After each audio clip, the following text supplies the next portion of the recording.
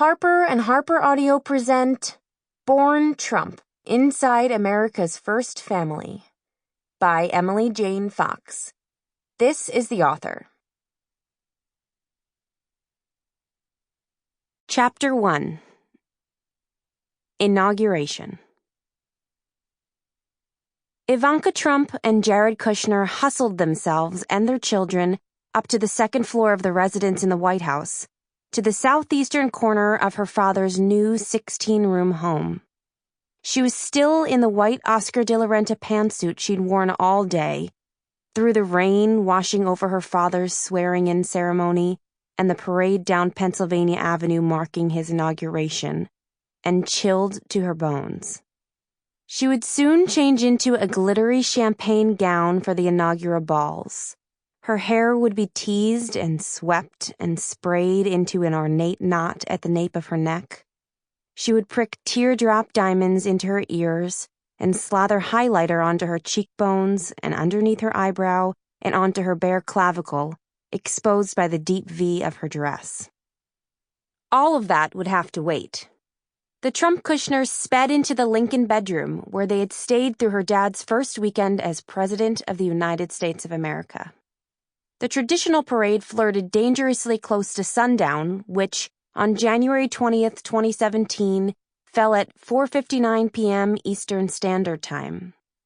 As practicing modern Orthodox Jews, Ivanka and Jared needed to light Shabbat candles as day turned into night in order to observe their own tradition, which Jared had been doing his whole life, and Ivanka joined him in when she converted years earlier, before they married.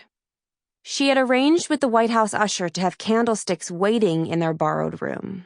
Usually, she would have brought her own, as she typically did for a weekend away, but this weekend, in just about every way, was not typical for the Trumps. She figured the White House must have suitable candelabras lying around. She was correct.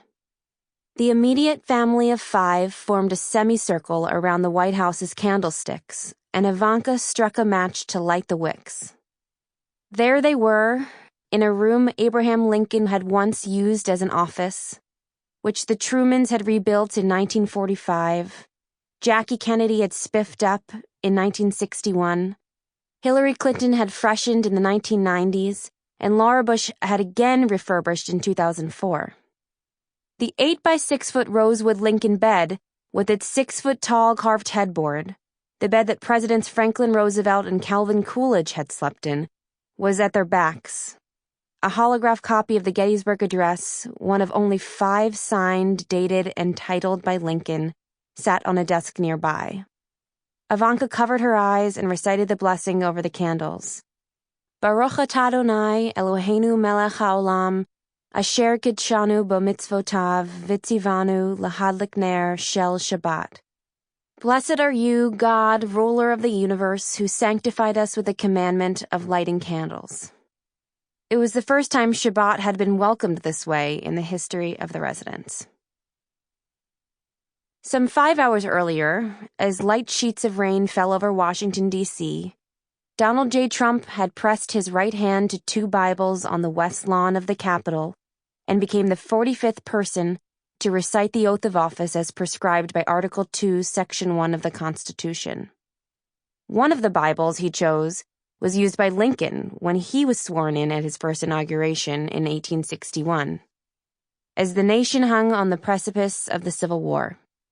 The other had been given to him by his mother in 1955, 2 days before his 9th birthday, just after he graduated from the Sunday Church Primary School at the First Presbyterian Church in Jamaica, Queens. Its cover is embossed with his name and on the inside, signed by church officials. After taking the oath, Trump turned his back on the crowd and swung his arms open toward his family, who had encircled him as he made his vow to the American people. He first locked eyes with Ivanka, who had positioned herself directly at the center of the dais, with her brother Eric slightly behind her to her left, and her half-sister Tiffany next to him. Don Jr. was just to Ivanka's back on the other side, her half-brother Barron and stepmother turned First Lady Melania beside him. Ivanka cocked her head at her dad, the president, her lips and cheeks pulled so tightly by her smile that... Sample complete. Ready to continue?